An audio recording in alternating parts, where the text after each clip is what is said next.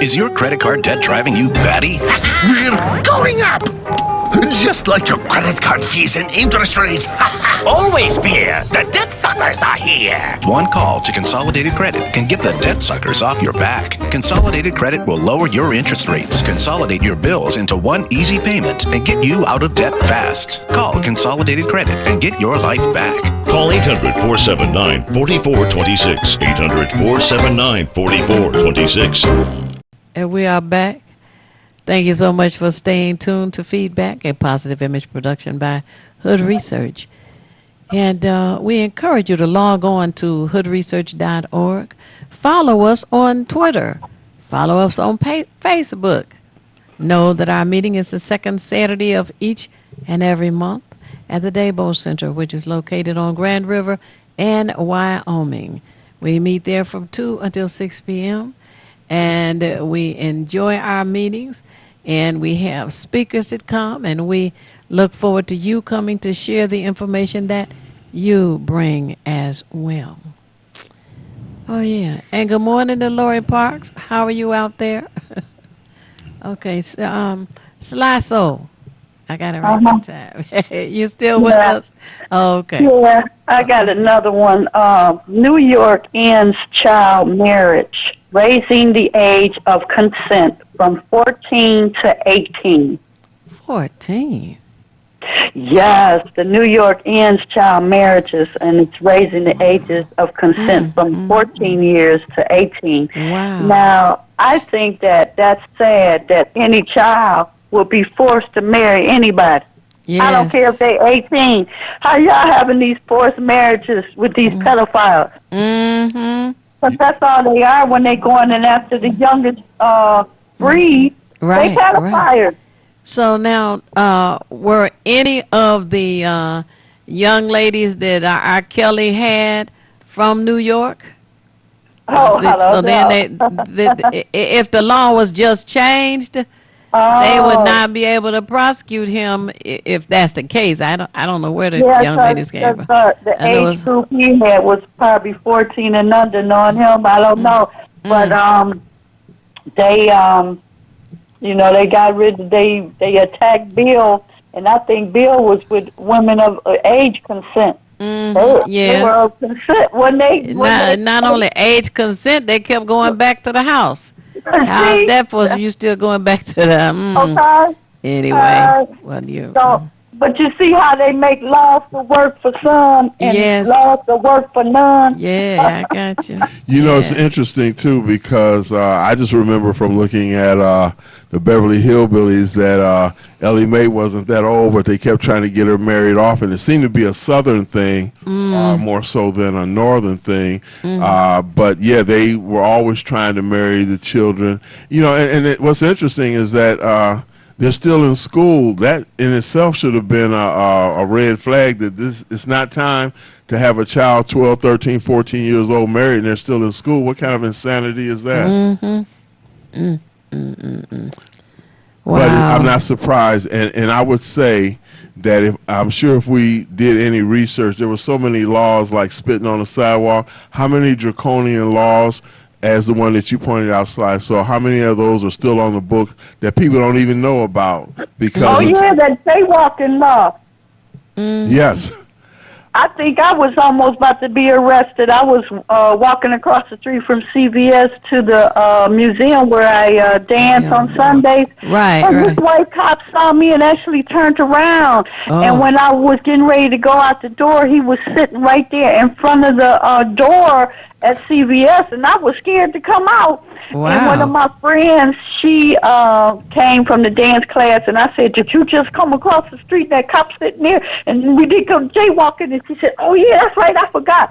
So he didn't bother her. So I was still scared. So I had changed my outfit a little bit, and then I came out. But then by the time I came out, he was gone. But he was sitting there like he was waiting on. I'm like, oh my God, I forgot about it's a dang old shame that you have to worry about something as simple as walking across the street. Being, interrogated, I wonder how many tickets have been given out for that. Now that you mentioned it, that would be interesting to find out because it seems as if they just sit and wait. Mhm. You know. And Yeah, but you something. know what? Hmm? I had watched police state planning years ago when my child was probably in elementary, and they were saying that this was coming. The fact that they were going to start, how you say, they was going to start implementing laws that they had never been using. And they said it was going to be very little minute laws.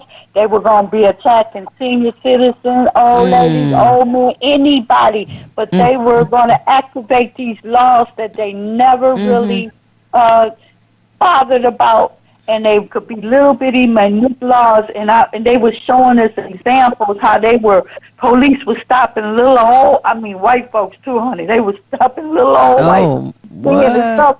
And they were so upset with them that they, Oh. were, dang near cussing the cops out because they were in shock that they would even be stopped by that, And, so all this stuff that's happening with these laws and stuff, Right. they had already was trying to tell the people, but folks didn't know to look up police state planning. So you don't know to look up information about FEMA, police state planning. People don't even know, and there's another one called Agenda 21, and all these, how should I say, all these informative information, people don't know to look it up, so they don't even know that all this stuff that's coming and that's happening had already been planned and positioned, because it's all about fine fees and your bodies. You know, it's interesting, and I think that's a valid thing to research, because I think it was probably 4 or 5 months ago, there was a young African-American brother who got stopped for jaywalking. And I feel like that's generally a pretext for other activities that, let's say, road cops, because they're good cops. I've had family members who are police, so I know the good side, and of course, our good brother Reggie Crawford. But 4 or 5 months ago, a brother got stopped for jaywalking, and it was a pretext for the cop to look for other things to try to find out. You know, they'll run your plate as soon as they pull up behind you, as if you had any reason for them to do it in the first place. It's just they don't have nothing to do, so we're just going to run these plates and see if we can find something on them. I've had them here in Highland Park as well as Detroit, and outside Oak Park, Southfield. I've seen them turn around. I'm like, okay, here we go. And I'm thinking to myself, at my age, why in the H do I have to even go through this? You know, and then sometimes they'll pull up next to you, which they've done to me, look, and I guess they see me as an older gentleman, so they may look, and I don't flinch at all, and then they'll just end up going away, because I say, let them run my plates. My insurance, my tags, my registration, my license, everything is tight. I'm not worried about it, but why should we have to ride around? They say that they have this fear that they may not return home to their families. Well, black people have the same fear. We may not return home to our families. They never look at it from that angle. It's always from the angle that, when they leave, they don't know. We don't know either. Right. And we got a problem with it. Right. That's what happened to me when I got stopped. I had got pulled over, and these were like cops that's supposed to be attending the children to school. They wasn't even. They were like the Detroit public school cops, and they was pulling us over left and right for making right turns where you were supposed to wait till the light change. And these were black cops, and they were rude. They were like acting like somebody who was on the run, and they gave me a ticket, but I was trying to be nice and polite, and they was like, don't. They was very nasty. And then they, of course, I beat it when I got to court, Right. When I got to court, I beat it because they didn't even show up. But it just goes to show that they're trained. They're being trained to look out on how they can get fine fees and bodies. Right. Like you said, they pull up. But I've seen one time that it was this black young man, and I think it was in New York, and he said that these cops are all on the street, and all they doing, they was looking at parked cars. They were looking at their tags and stuff to see if they were, I guess, outdated or, insured or not. They wasn't out there to protect the people. They were out there to detect raise some money for the city. things that they can pick and bodies that they can pick up. Well, the other thing is when they go to court, they get extra money, it seems. Mm-hmm. They're off It's that a day, money that grab. adds to their paycheck. Mm-hmm. Yeah, Like a commission. like they said, it's called a quota. They got to go out there and get that money. Mm-hmm. Yeah. So They claim they don't do that. Yeah. But like I said, they make laws for some and laws for none. Yeah. Right. You already know who they make laws for none because they get away. Every day they make up a new excuse. It's a new category when they do something. And Categorize it, so. that's why, as Theo is definitely an excellent example of become involved in the police commission meetings. We have to make time. We make time to go to the movies and look at certain things. We make time for nonsense, but we don't make time for things that make good sense. And when one of us goes, we can inform the others, which is important. You know, everybody on the block doesn't have to go, but somebody needs to go so other people on the block will know what's going on and share the information. Because as you said earlier, Sly Soul, we have a problem with things not forthcoming. We know mainstream media is not going to do it. We can forget that already.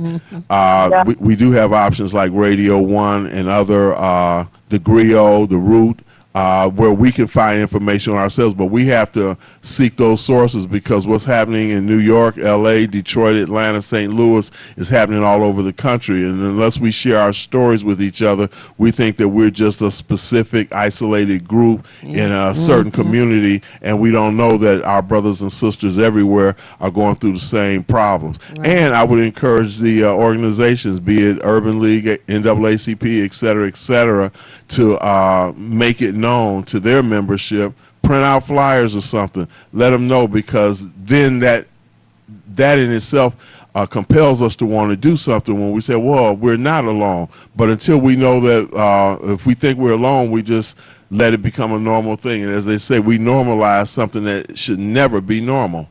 Yeah, they got us good on that one, accepting the abnormal.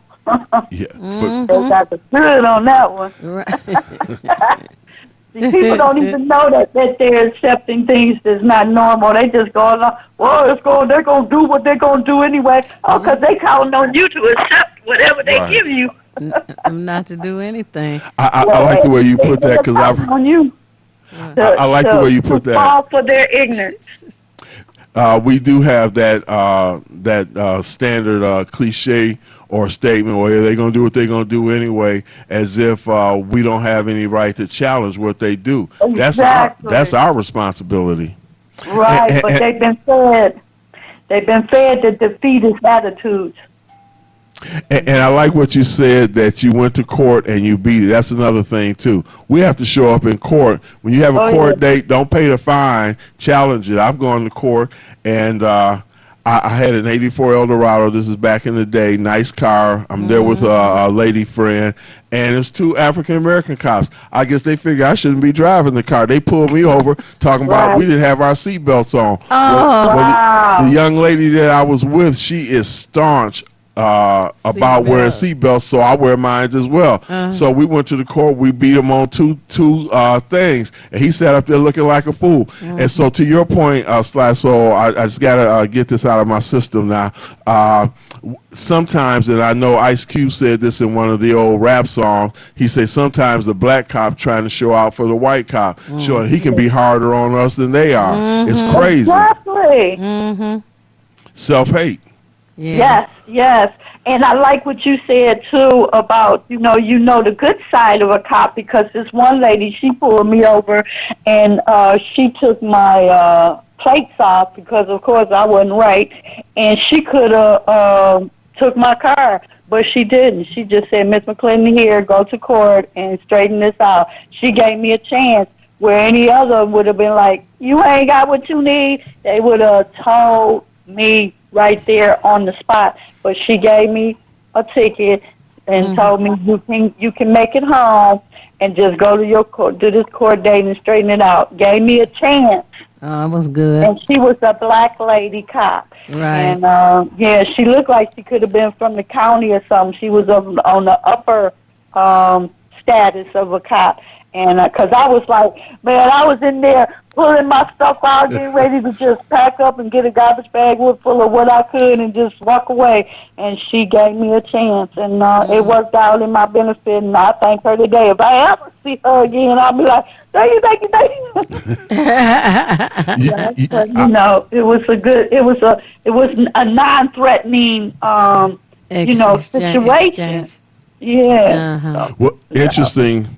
In my late teens, I was working midnight, so I was getting off early in the morning, and I had that Pan-Africanist revolutionary spirit in me. I was bred with that. So when this state trooper stopped me, Caucasian male, I automatically jumped defensive and like, yeah, well, you stopping me, blah, blah, blah, color and that. But what happened was I didn't have my license on me. I had changed pants for work and forgot to have the wallet. But this Caucasian cop, you know, and I felt bad afterwards. He took me to my house to get my license and brought me back to my car. Oh, and I felt so ashamed for having put him through that because I didn't have ID, so he could have did anything he wanted to. He took me to the house, which I was only a couple of miles away from at that time, got my ID, took me back to my car. I never got a ticket or anything. So that's why I say I know that there are good officers out there, but it's except for, you know, with, like I said, with that article that you posted,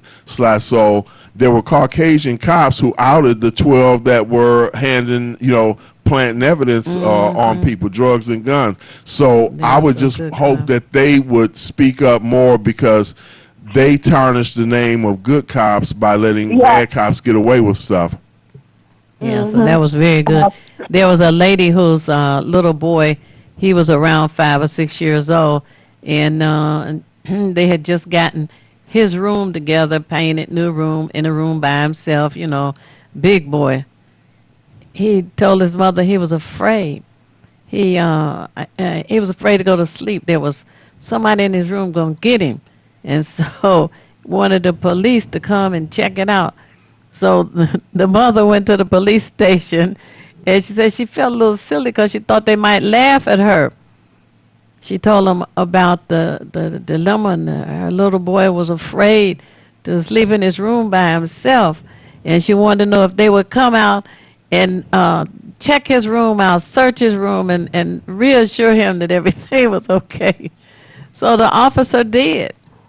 He came to the home and looked under the bed, in the closets, and all behind the dresser, et cetera, and told the little boy that his room was okay, he was going to be safe, and that he could be a big boy, he could sleep in his room by himself. And that did it for him. But that was, you know, another example of an officer who helped out the folk in the community. He probably didn't have anything else to do, I guess, but anyway, That was good. he carried it out, and that it was a nice community relations, you know, piece. So that was interesting, very.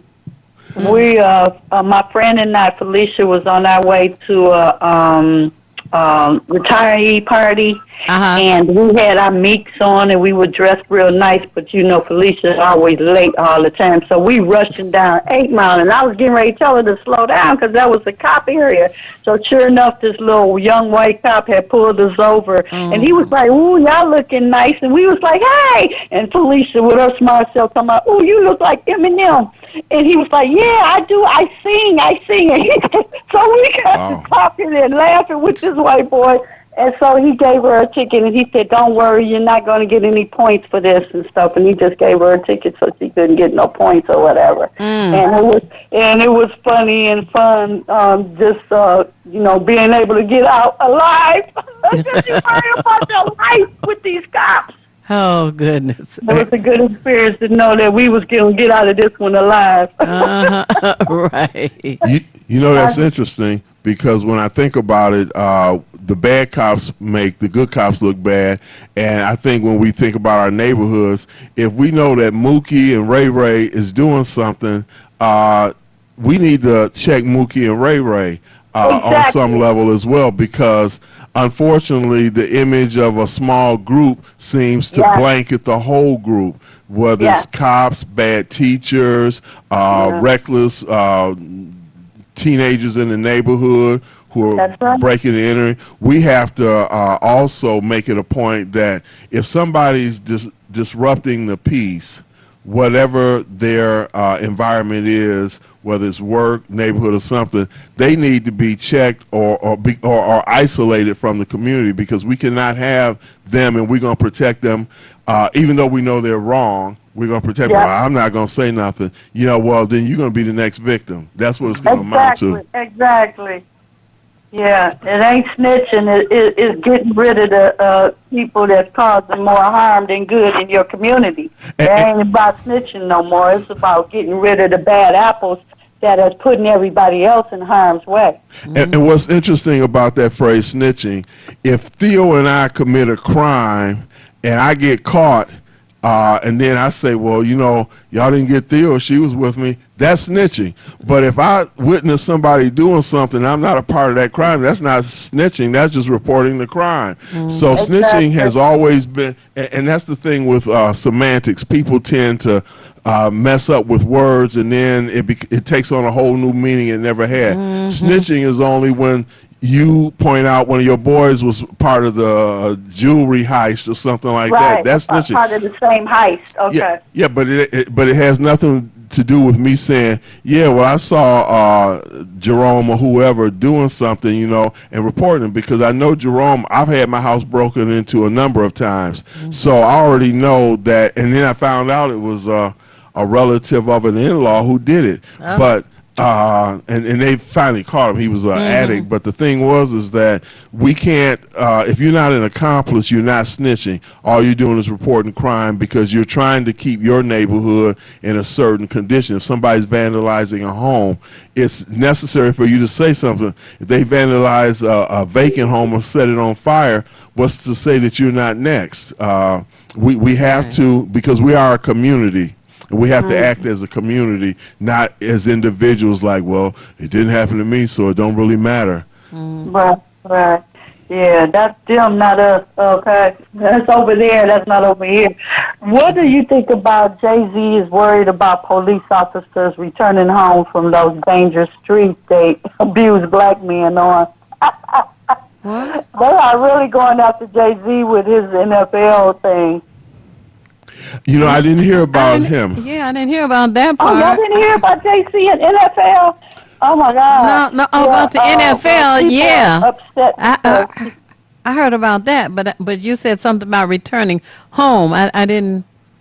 Oh, there's a comment on Facebook, Black Alex Primo with the Black History Empowerment. They're saying now Jay-Z is worried about police officers returning home from those dangerous streets they abuse black men on.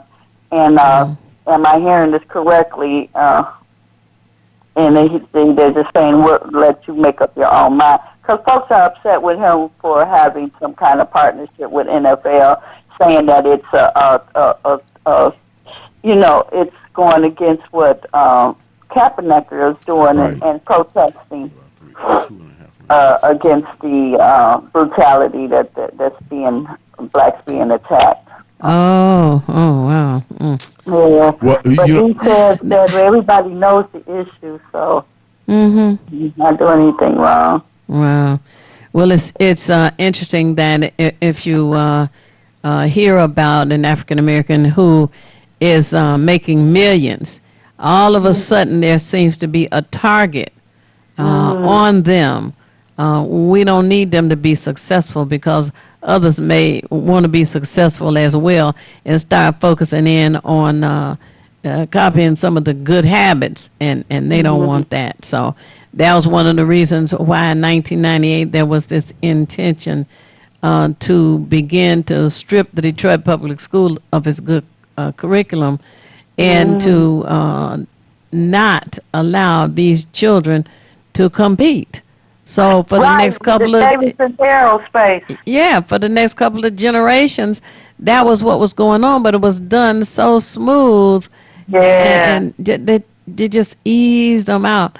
I think I mentioned before on here that I thought JA, they stopped having it in the public school system, and I thought they had gone out of business. They had this huge building over on Hubble and Grand River, and they didn't go out of business. They just went out of Detroit. Oh. Yeah, see, the schools out in the suburbs still have JA, and that was a opportunity for young people to get an idea on how to go in business. Well, we're down to the last minute, and we have enjoyed you as our guest this morning. Absolutely. Thank you.